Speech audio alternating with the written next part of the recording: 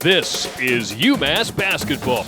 I know this. I'm the most animated coach that you've probably ever seen. Diggins, he'll let it fly. Soft as summer rain. Rasul Diggins grows the UMass lead. Hey, he's just being frank. That is right. Welcome into another episode of Just Being Frank, coming at you from the Champion Center here in Amherst. My name's Jay Burnham, voice of the Minutemen, alongside head coach for UMass men's basketball, Coach Frank Martin. Coach, good afternoon. How you doing? I'm good. I usually when we do this, I'm looking at you. I started looking at my picture here, like my little, you know what I'm talking about, the little Your image, yes. picture kind of where I'm at. Like, look at all these books I got behind me. You'd think I'm some kind of Rhodes Scholar. Like, I can't remember the last time I looked on that shelf to see what books I got in there. I was going to say you've been pretty busy. Yeah, we're trying to kind of get you into a flow here with practice and then recruiting as well, which is taken on a whole nother length of your time. So, yeah, how have you been able to kind of juggle all these things with 33 days to go before the season starts? Recruiting is the thing that's different. Everything else is. I'm a traditionalist. I wish everyone start practice on October 15th, the same day, celebration of the beginning of the season around the country. Instead, we move stuff around, so we all start on different days. But it is what it is. That's just me being a grumpy old man. That's all that is. But I get it. Everything else is normal. Recruiting's where it's changed, Jay, because to give you a perspective, the season ends, and we used to decompress for 2 weeks, have player meetings, and then spend the whole spring recruiting underclassmen that we were evaluating, so then we can commit to them in the summer and then try to sign them in the fall. Well, spring now is you're recruiting your own players. There's no such thing as an exit meeting anymore. It's a, you staying or leaving. I don't consider that an exit meeting. Right. That's like an information gathering meeting. So the guys that stay, the guys that leave. And now you got to go recruit, and it's pot luck. It's not like you can go through the season and say, okay, I got to recruit a power forward because this guy's leaving and this guy. Right. You got no idea. No. And so now it's like, all right. So now once you figure out how to recruit your whole roster, the new roster in the spring, now you get to the summer, what you envisioned in January as to what you needed in, what would be the rising senior class is completely different at the end of the spring.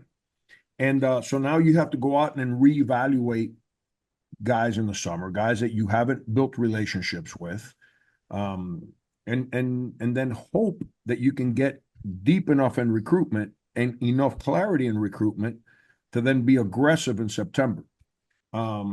And then we all got brand new teams. So you hear me say this all the time. It's like 7-on-7 football. Everyone's happy. Yay. Everyone's in a good mood. And that's summer. It's maybe on the court, maybe 4 hours a week. Yeah. And there's no one's competing for playing time in the summer. Everyone's just doing stuff to become better players, which is the way it should be. But now you get to late September, and now we kick practices off. Now you start learning about your guys a little bit. And then before you know it, it's November 4. And, I get the fact that we got a great exhibition game at Providence and all that. And everyone will see us play in that game, which is awesome. And I'm so thankful to Kim English for that opportunity. But that's still an exploratory kind of game. They don't keep track of that one and the net and the RPI and career records and all that stuff. So, well, what is your plan for that? I mean, obviously, as you mentioned, a great opportunity. We were recording this on October 1st. That is going to be on October 26th down in Providence. How do you approach that? Do you approach that as saying, hey, I want to see all my guys in these situations in action, or do I want to kind of see, the players that I think are going to be there the most on November 4th, more so than the rest? How do you chop that up? Second game of the season. You have any idea where we're at?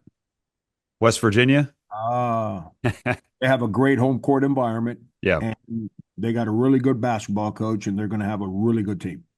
Okay. So we're going to walk in the second game of the year into a buzzsaw on the road.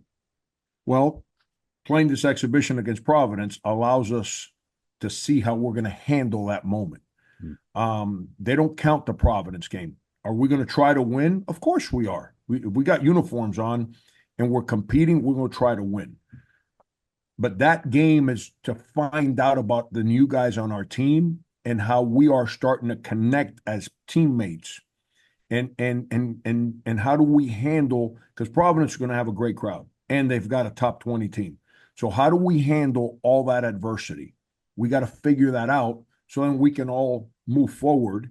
And then I'm better prepared to handle certain things when we go into West Virginia for game number 2 on the road. When you talk about kind of the guys meshing and you've been at this practice now, here really getting after it with these guys, what have you seen from them so far in the cooperation department, in the skill department? I mean, how have things started to come together? By the way, the MVP of my coaching career is Colby Hall. She convinced me to practice in the mornings because I've been like a dinosaur. I've been programmed a certain way. I think I am so much more productive in trying to organize a basketball practice and conduct a practice at 10 a.m. than I was ever at any second of my career at 3 o'clock in the afternoon. But these guys have been great. You know, we come in here, we watch film before we lift, we watch some film, we get on the court. Their enthusiasm for learning, for us, for the structure that we're trying to teach, it's been pretty good. Like today's first time we had practice got chippy. Like guys were, competing like we're playing with a score to win. So there was a internal peer pressure to certain guys like, yo, if you're not going to walk on this court and roll up your sleeves, don't get on the court. That was fun to watch, and because I'm starting to see guys own the leadership role in difficulty, and that was good. But they've been great. I mean, we got depth, we got size, we got athleticism. Someone asked me the other day, Jay, and I'm not into the whole let's predict winning. I respect winning, the difficulty of winning too much. So I've never been one to predict winning. On the contrary, I approach every day as if like we're not good enough. It's just the way I'm programmed. So we got to work to get good. But we do return most improved player in the league, Rasul Diggins. We do return one of the top 5 freshmen in the league in Jalen Curry, who, by the way, was the starting point guard for USA Basketball, 16 and under when they won a gold medal. And that's the caliber of player that he is. We do return, I think he finished either second or third in the league in minutes played by a freshman in Jaden Jinge on a team that won 20 games. We returned Daniel Hankins Sanford, who was a very unbelievable, what's the word I'm looking for? A contributing player on a team that won 20 games. He wasn't just a kind of show up and kind of just play patty cake guy. And provided a lot of toughness when you needed it. Correct. And he's so much better today than he was a year ago today. It's not even close. And then, we got guys like Marquis and so forth that provided great minutes for us to help us win. For a team to finish in 4th. And then to add, we had the number 1 recruiting class in the fall when we signed Nate. I saw a prediction of the best freshman in the league. It's funny. The highest ranked freshman in the league coming out of high school was Nate, but his name wasn't on that list. So, all these people create these lists aren't talking to each other. No, they got their favorites and they're people that they're trying to promote. It is what it is. But we had the number 1 freshman recruiting class in the league in the fall. Then to that, you add Daniel Rivera, who is an established double-double player in college basketball. You add Akil Watson, who's a transfer from Arizona State, who was a top 50, 60, 70 player in the country. You had Shahid Muhammad, who led junior college basketball in dunks and block shots. I'm missing somebody.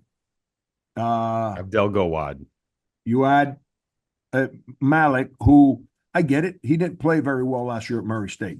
But when he was in junior college basketball, he was a pretty highly recruited kid for a team that went to the JUCO Nationals in Hutchinson, Kansas. And so, we've got some dudes now. Yeah. And now can we make it connect? Can we handle adversity? Can we learn how to uplift each other? I don't know, but I know this. The guys that have been with me, Rasul Diggins, much better player than he's ever been since he's been here. Jalen Curry, much better than he was a year ago. Marquis Worthy, same. Daniel Sanford, same. And you keep going. Tariq Foster, same. The guys that stayed have all gotten better. Yeah. And we've added some really good parts to it. So practices are really competitive. They're very productive. I hope fans can get excited about this team because I know I am. I know our staff is, and I don't know what that means. How many we win? I ain't worried about that. You know what I love?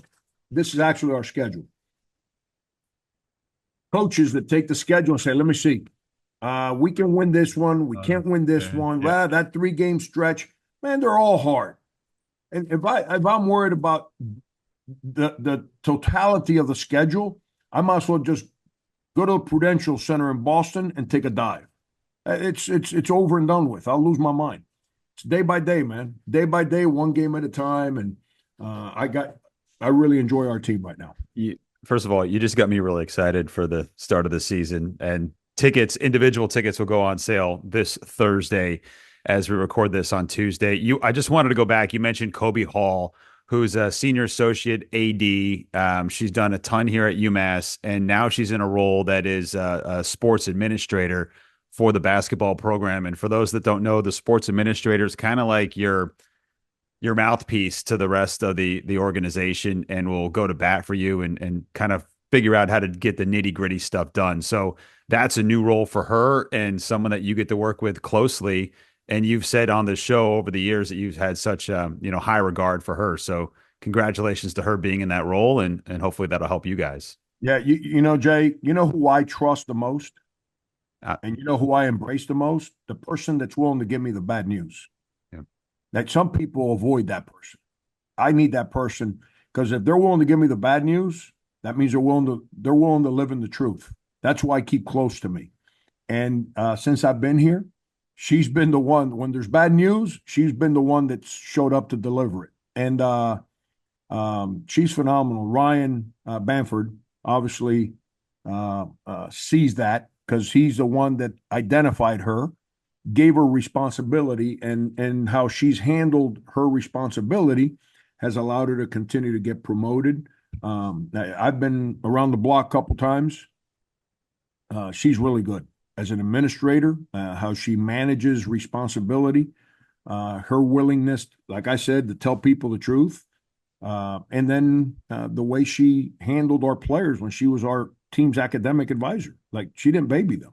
Yeah. But she didn't run around threatening to tell Frank either. She earned their respect and got them to do what she needed them to do. And so I'm excited that she's our oversight and she's an ally. Yeah, she gets to hang with us. She's always a good person to have around from an attitude standpoint as well. So I just wanted to kind of touch upon that, because you mentioned her there and practicing in the morning. And then, you listed all those guys, and there's so many things that we can go into. But one thing I've noticed, and I don't know, you can tell me I'm wrong on this, but it looks like Rasul Diggins has gotten significantly stronger, not bigger per se, but it feels like he's actually kind of, added a little more muscle to his frame. Oh, and he's playing stronger. It's like Daniel Rivera's a load. Like, that dude's 230 pounds and he's strong. And him and Rasul have ended up matched up against each other, and Daniel's tried to back Rasul down, and Rasul's held his ground and played through strength, which is fun to watch, because that's what you're building them up, is to understand. Because what happens is, like, I'm gonna use boxing as an example. Okay, you got to build your body up physically to protect it, but the game's also physical. And what happens is, when my body is not strong enough to withstand the physicality, I foul, or I get out of the way because it hurts. Well, Rasul's gotten his body in a place now where he holds his ground and he's not getting out of the way and he's not fouling. So he's taken that next step as an athlete because of his commitment to his work with Tony Reguera, our strength coach, eating, because it's not just about lifting, also eating. And he's completely, his body has changed, his mindset's grown, and he's a very confident athlete right now. I've noticed obviously you've really kind of urged him to take on a leadership role with this team. And you see him try to maybe speak in public. He's not the most outgoing guy. How have you been able to kind of get him into that leadership role with some of those off the court things that you try to urge him to take on? Yeah, he wants it. He's asking for it. He asked me for it since the spring. I can't force people to take on a responsibility that they don't want. Now, the ones that want it, then I got to hold their feet to the fire, and I got to teach them, challenge them, and push them so they continue to grow, and so they understand how to manage the responsibilities that they want. Like I said, I spoke to a fraternity on campus last night. By the way, what a great time! So the house was packed. Them dudes were all jacked up. We were in there for over an hour, like Awesome. saying stories and laughing. It was phenomenal. And I got to tell you, they can't wait for the season to start. Those guys are all jacked up about coming to watch our games. I'm gonna bring the whole frat in here to watch us practice one night. They were off the charts. But I just lost my train of thought. What were we talking about? Talk about Rasul's leadership. Leadership. So I told those guys, I said, when you were 18 years old in the frat house last night, I said, how many of you guys in here are seniors? I don't know, 15, 20 guys raise their hands. I said, are you guys different now than when you were 18 as a freshman in college? They all said, oh, man, poof, day and night. I said, guess what? Our guys are the same way, man. Our guys are the same way. And that's what Rasul's done. He's taken ownership of growth. So in the spring, he sits down with me. He didn't say, hey, man, can I get a car? Hey, man, when are you going to stop yelling at me? He didn't say, I need to get more threes, whatever. He said, he calls me OG. He says, OG, can you give me a chance to play point guard? And I sat back in my chair and I said, wow, is that what you want? He said, yeah. So in the fall, late in the spring, early in the summer, instead of signing another point guard, guess what I did? I took Shahid Muhammad. Mm-hmm. Why?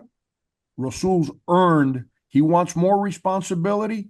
He's handled himself on this campus the right way.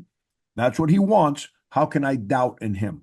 I had to give him more responsibility. So now I got him and Jalen Curry matched up against each other every single day in practice. Eventually, I got to get them to play together some. But for right now, Rasul's doing an unbelievable job at point guard. And which is going to make him a better player for his career and obviously help our team. That's leadership. Yeah. Was it 2 years ago?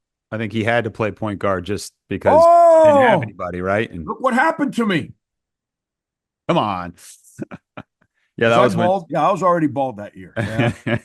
I won't put it on him. You got another guy too. I think we maybe haven't talked a ton about Marquis Worthy over the years, and he comes in as a freshman, and I think he had some great moments last year. He's another guy that could play point guard for you. What are the expectations for him? And I think maybe a guy that struggled at times down the stretch, but you guys have formed a relationship with him where he's stuck it out here, and what's to come for him? He's a bulldog, man, and yeah. he's a great teammate. Like he's coming for your, like, he's just aggressive. And what happened is he had to learn that you're not going to overcome all the challenges just through aggression. And you get to college and you think you can. And when you're just like, I'm going to go knock this wall down. It is what it is. I got to go knock it down. Eventually you realize, like, man, this wall ain't going nowhere. And so you got to learn how to get around or over or through the wall, realizing that I can't knock it down, regardless of what your aggression is. He's grown in that department without losing his aggression. He's been awesome in practice. I like I shouldn't say I felt bad for him last year. That's not the right word. But it's because I've been through this for too long. But as he started to hit that wall in late January, because he helped us win games early. Yeah. And then he started to hit that wall in late January. And as a coach, that's a tough spot to be in because you're in the middle of the season. You're trying to pick up his spirits, but you're still trying to win games. And it's hard to pick up his spirits if you can't play them. And so that was a difficult moment for me to manage, but I've been through it. So we stayed the course, and he was great. And as soon as the season ended, man, like we had our conversations, and he's all in. Well, And what does it say about him that he, a lot of guys I think would just throw up their hands and say, I'm just going to go somewhere else. that's why he's a part of a 20-win team, and that's why going into this year, he's going to have. I don't know what his stats are going to be, and I can care less about stats. I mean, I want to be a part of guys that want to enjoy the challenges that come with the journey. And Marquis helps you get through those challenges. His confidence is back in the right place. His aggression is good. He's a better understanding of how to find success in a college practice or a college game. So I'm excited to go through it with him. He's a remarkable young man, and he's a great teammate. We need to come up with, and we, I guess, being me here on our TV broadcasts, the old Celtics broadcaster, Tommy Heisen, would give guys a Tommy point. I don't know if you ever saw this or not. When a guy would dive on the ball for a loose, or on the floor for a loose ball, you have Jaden Jingay who would earn 100 Tommy points throughout the course of the season because those are stats that don't show up in the box score, and Marquis Worthy as well. So I think those types of guys, at least bringing some kind of recognition to the fact that they do kind of go all out and make those plays that can change the course and momentum of a game. I like Jaden. See, Jaden's being matched up usually in practice with Daniel Rivera. And those two guys went after a loose ball today, and they refused to give in chasing the ball. And they ended up head first on top of each other up against one of the walls in our practice facility. And there's no animosity. There's no, man, let it go. They junkyard dogs, man. Those guys. And now you've got that competition going on internally. They're going to make each other better. They're going to, it's like when you're a kid, man, you're growing up in your house and with a brother or what. I didn't have a brother, but I had my next door neighbor that that was my guy. And we bang heads now. But eventually you had to go outside of the park and play with other people. And then you realize, like, I ain't banging heads with him no more. He was just getting me ready to deal with those other guys over there. That's what Jaden and Dan are doing for each other right now. They're banging heads in a competitive way to build that trust in each other, that when it's time to go play other people, they know they're going to have each other's back. I know when I'm kind of just observing here, and thank you for allowing me to just hang out and watch and be a part of the team here. There's always a guy in the gym, right? There's always somebody that's been staying late. I see a lot of Jaden Jingay putting incredible amounts of time in his shot and his free throws and just continuing to learn the game. What can you say about, his determination and the time he's spending to actually improve upon what he's doing here? Yeah, I mean, it's who he is. You've heard me say that I was recruiting, his teammates in high school. All the guys that I was recruiting get taken out of the game, and he's the guy that never got taken out of the game. And I kept saying, wait a second, why am I recruiting the guys who get taken out? I need to start paying attention to him. And here we are. And there's a reason for it, because he's got a relentless approach to getting better. Teammates respect him because of the amount of time he puts in. As a player, he had to grow. Last year, he had moments where he made threes for us, but he needs to be more consistent there.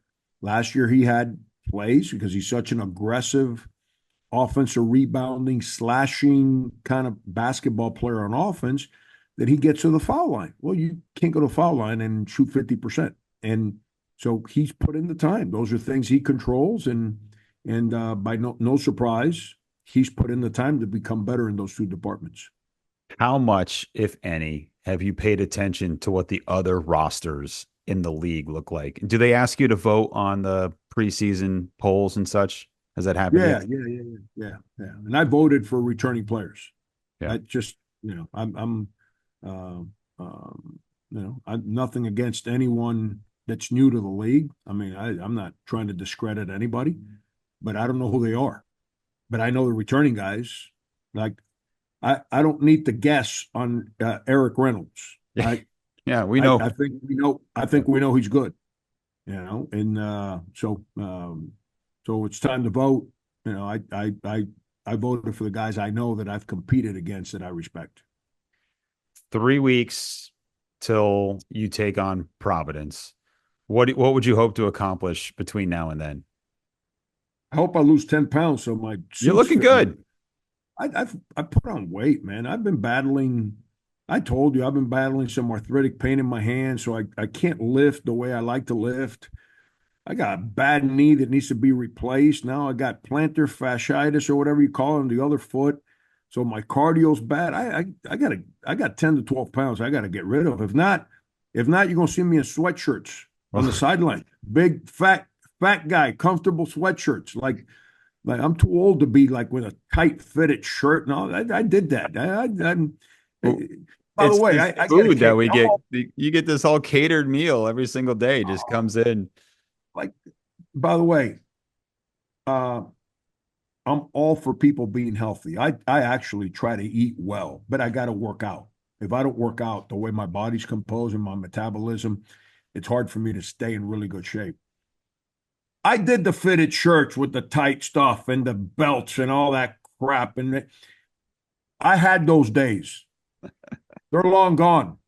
People don't want to see an old guy bald like me wearing no tight jacket and all You that stuff. So I got to lose weight if I'm gonna be wearing like some nice suits. you were rocking those suits last year. I thought, especially you break them out for some big games, looking sharp. You know who would look great is Brian Steele. He never leaves Oh, the gym. stop. He got like stop. He wears those skinny pants. Like, come on. It's embarrassing. Hey, Oh coach. no, I like at this time last year, I had gotten in pretty good shape. And but then just my right knee, I have my left knee replaced um during COVID in 20, whatever year that was. It doesn't seem like COVID was like 100 years ago. Yes, Like, holy cow. 100%. I had my left knee replaced during COVID, and then now my right one's gotten pretty bad, so I'm gonna have to take a deep breath and consider getting it replaced after the season. But it's making my work, and I love working out, and it's really making my workouts hard. Coach, before we go, I wanted to give you an opportunity to say some things or some thoughts about Dikembe Mutombo, who unfortunately passed away yesterday. And growing up, I loved watching him play. I love playing him in the video games as a kid. What did you think when you heard that news, and what do you recall about him as a person and a career that made him so special? Yeah, crazy. We lost, him and Pete Rose on the same day, Yeah, and Dikembe was we all talk about his no and block shots. What a humanitarian he was. The way he always gave of himself, and that's only the stuff that was public. Imagine all the other stuff he did that was private. And anyone that's ever been around him, coaches, players, they all rave about him. That tells you a lot, And when people plead the fifth or say negative things, obviously, that guy, I don't care how talented he was, that's not somebody people enjoyed being around. But when people go out of their way to compliment a teammate publicly, um, tells you all you need to know about yeah, who they are as a human being. And the teams he were on won. Like he was Seattle. Was it no Denver? Denver. They Yeah, beat Seattle in the 1-8 game. Then he goes to Philly, and now he replaces Theo Ratliff, who was so popular with Allen Iverson in them, and he takes on his role and helps him go to the NBA Finals. Always won at Georgetown. Just the way he represented college basketball. just incredible. And then, you asked me about the Kembe. I got to interject this one. As a young kid growing up, loving baseball and loving Atanasio Perez, or Tony Perez, as everyone knows him. I got to see Pete Rose play baseball, and somebody that I get the off the field stuff. I get that. Okay. Yeah. But watching him play, like, that guy never took a play off.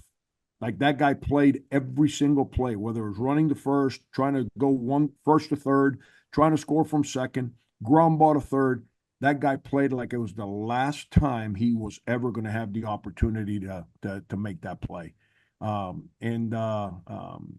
it's that makes us, Jay, you know what that And means? you were a Reds fan growing up too. Oh, I still root for him, but it's, what were we thinking, man? We had Dusty Baker as our manager, and we won, and we fired him. We deserve to not win. Like, but it's, but it was a sad day yesterday. Yeah. Obviously, in the world, to lose a human being like the Kembe, and in my lifetime, somebody, he and I are the same exact age, so it's a peer of mine. So it makes me sit there and say, damn, like, am I, Jay, you're still a young buck. We're closer to the finish line than we are the middle. Yep. And we're closer to the end of the game when you're at my age than you are to halftime. And so, it's we got to appreciate every single day, every single moment, those that we love, and try to live life in a positive space, because we're starting to run out of days. And I don't say that to be sentimental; it's the truth. So we got to enjoy the journey and continue to do everything we can. Well said, Coach. Thanks so much. We'll talk to you hopefully here in the near future. Hey, Jay. Yeah. You're not invited here, Jay. You've been both feet in since I got here. I appreciate that. Yeah. I love hanging out with you guys. It's the best. And those tickets for the season individual games go on sale tomorrow. Coach, thanks so much. Buy some tickets. All right. He's head coach Frank Martin. He's just being Frank. We'll see you next time here from Amherst.